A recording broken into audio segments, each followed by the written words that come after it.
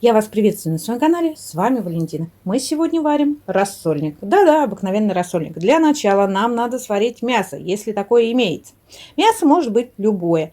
У меня бедра куриные, я их вытаскиваю и буду разбирать, отделять мясо от кости.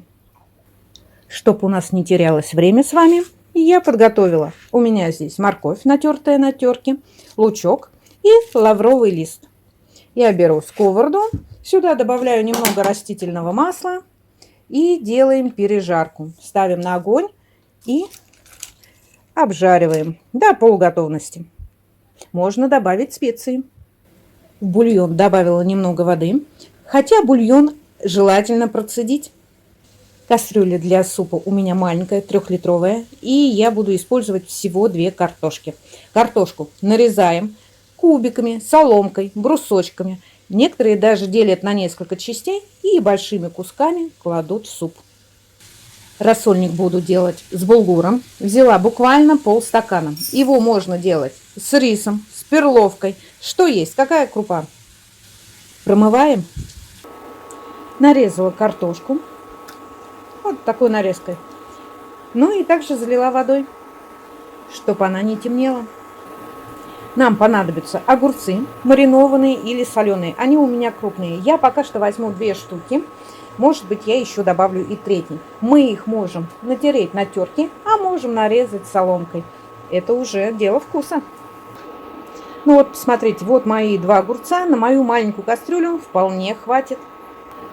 Бульон доводим до кипения и потом добавляем картошку. Курицу я разбираю просто вот так вот руками. Видите, отделяю от кости. Если у вас большие кусочки, то, конечно, можно их и порезать. Бульон у нас закипел. И тут нюанс такой. Если вы варите рассольник с перловкой, то в первую очередь кладете перловку. Перловка варится долго. Варите ее до полуготовности, потом выкладываете картофель. Но так как у меня булгур, он варится очень быстро. Я сейчас выкладываю картофель. И буквально через минут 5-10 буду выкладывать крупу. Добавляю совсем немного соли, так как бульон я не солила. Но не забываем, что у нас будет рассол. Он у нас также соленый. Картошка наша уже кипит вовсю. Я могу добавить пассерованные овощи. Вот так они выглядят. Выложить сюда мясо. Давайте мы с вами ополоснем немножечко сковороду. Выкладываю мясо. Но мясо можно положить и в конце варки. Но довести обязательно надо до кипения. Все это перемешаем. И еще минут 5 мы поварим картошку. Мой картофель проварился буквально 10 минут. Выкладываю булгур.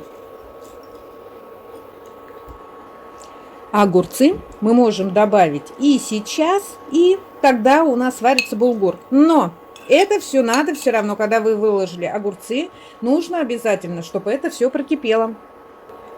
Судя по помешиванию супа, булгур у нас еще не разварился, но, наверное, все-таки мне придется менять кастрюлю. Что-то я, наверное, не вписываюсь. В моем супе, наверное, будет стоять ложка, но он будет вкусный. Смотрите, какой классный получается. Мяса много, наваристый, вкусный, только вот водички маловато. Моя крупа сварилась до полуготовности. Для меня очень-очень густой суп. Я боюсь, меня с таким супом муж из дома выгонит. И теперь я переливаю в другую кастрюлю. Добавляем воду или бульон. Добавляю прямо из банки рассол. И надо, чтобы это все покипело. Доваривать буду на плите.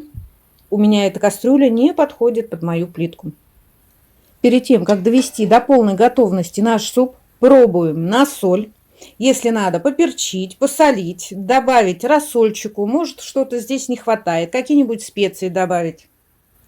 И довариваем суп. Но довариваем так, чтобы ваша крупа была не совсем полностью сварена. Потому что в горячем виде она все равно набухает. И увеличивается в объеме. Все, друзья мои, рассольник мой готов. Варила я его на 2 дня. Но получается, будем есть неделю. Повара тоже могут ошибаться, но всегда находят выход из положения. Не судите строго. На этом все. Пока-пока. С вами Валентина.